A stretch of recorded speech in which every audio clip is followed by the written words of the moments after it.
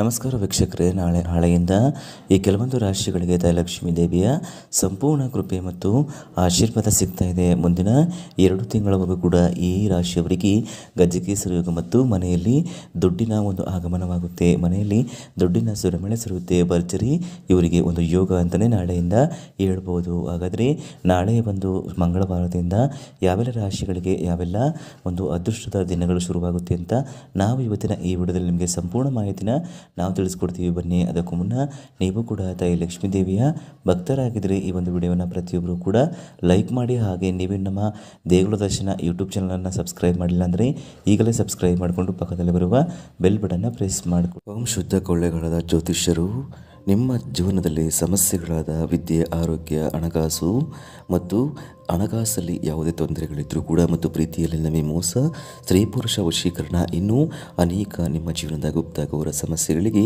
ಎಲ್ಲಿದೆ ಶಾಶ್ವತ ಪರಿಹಾರ. ಕೇವಲ ಒಂದೇ ಕರೆಯಲ್ಲಿ ನಿಮಗೆ ನಿಮ್ಮ ಸಮಸ್ಯೆಗಳನ್ನು ಬಗೆಹರಿಸಿಕೊಡಲಾಗುತ್ತದೆ.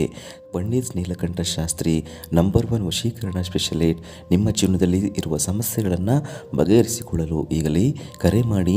Mobile number 9036367905. ಈಗಲೇ ಕರೆ ಮಾಡಿ ನಿಮ್ಮ ಸಮಸ್ಯೆಗಳನ್ನು ಬಗೆಹರಿಸಿಕೊಳ್ಳಿ. ಇದು ನಾಳೆಯಿಂದ ನಿಮಗೆ ತಾಯಿ ಲಕ್ಷ್ಮೀ ದೇವಿಯ ಸಂಪೂರ್ಣ ಕೃಪೆಯನ್ನು ಪಡೆದುಕೊಳ್ಳಲು ಸಾಧ್ಯವಾಗುತ್ತೆ.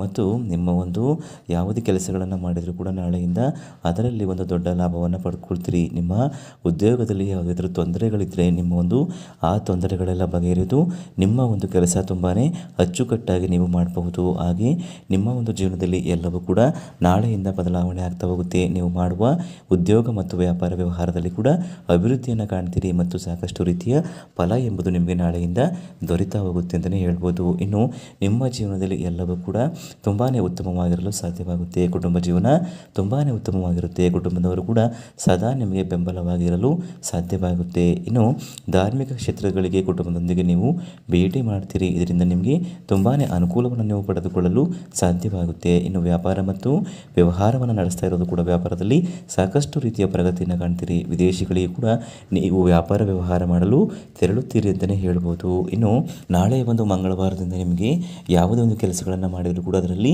ಯಶಸ್ಸು ಕಟ್ಟಿಟ್ಟ ಬುತ್ತಿ. ನಿಮ್ಮ ಆರ್ಥಿಕ ಒಂದು ವಿಷಯದಲ್ಲಿ ನೀವು ತುಂಬ ತೊಂದರೆಗಳು ಬರುವ ಸಾಧ್ಯತೆ ಇದೆ. ಸ್ವಲ್ಪ ಎಚ್ಚರಿಕೆಯಿಂದ ನೀವು ಇರಬೇಕಾಗುತ್ತೆ. ಇನ್ನು ಆಧ್ಯಾತ್ಮಿಕ ವಿಷಯಗಳ ಬಗ್ಗೆ ಹೆಚ್ಚು ಒತ್ತನ್ನು ನೀವು ನೀಡೋದು ಮುಖ್ಯವಾಗಿರುತ್ತೆ. ವಾಹನವನ್ನು ಖರೀದಿ ಮಾಡಬೇಕು ಅಂತ ನೀವು ಅಂದ್ಕೊಂಡಿದ್ರಿ, ಅದಕ್ಕೆ ಈ ಒಂದು ತಿಂಗಳು ತುಂಬಾ ಒಳ್ಳೆಯ ಸಮಯ ಅಂತಲೇ ಹೇಳ್ಬೋದು. ಇನ್ನು ಸ್ನೇಹಿತರೆ, ಹಾಗಾದರೆ ಇಷ್ಟೆಲ್ಲ ಲಾಭಗಳನ್ನು ಪಡೆದು ತಾಯಿ ಲಕ್ಷ್ಮೀ ದೇವಿಯ ಕೃಪೆಯನ್ನು ಪಡೆಯುವಂತಹ ಅದೃಷ್ಟವಂತ ರಾಶಿಗಳು ಯಾವ್ಯಾವು ಅಂತ ನಾವು ನೋಡೋದಾದರೆ ತುಲಾ ರಾಶಿ, ಮೀನರಾಶಿ, ಕನ್ಯಾ ರಾಶಿ, ಮಿಥುನ ರಾಶಿ ಮತ್ತು ಮೇಷರಾಶಿ ಮತ್ತು ಧನಸ್ಸು ರಾಶಿ. ಸ್ನೇಹಿತರೆ, ಇವುಗಳಲ್ಲಿ ನಿಮ್ಮ ರಾಶಿ ಇದ್ದರೂ ಅಥವಾ ಇಲ್ಲದಿದ್ದರೂ ಭಕ್ತಿಯಿಂದ ನೀವು ಓಂ ತಾಯಿ ಲಕ್ಷ್ಮೀ ದೇವಿ ನಮಃ ಅಂತ ಕಾಮೆಂಟ್ ಮಾಡಿ ಹಾಗೂ ಈ ಒಂದು ವಿಡಿಯೋಗೆ ಲೈಕ್ ಕೊಟ್ಟು ಎಲ್ಲ ಕಡೆ ಶೇರ್ ಮಾಡಿ.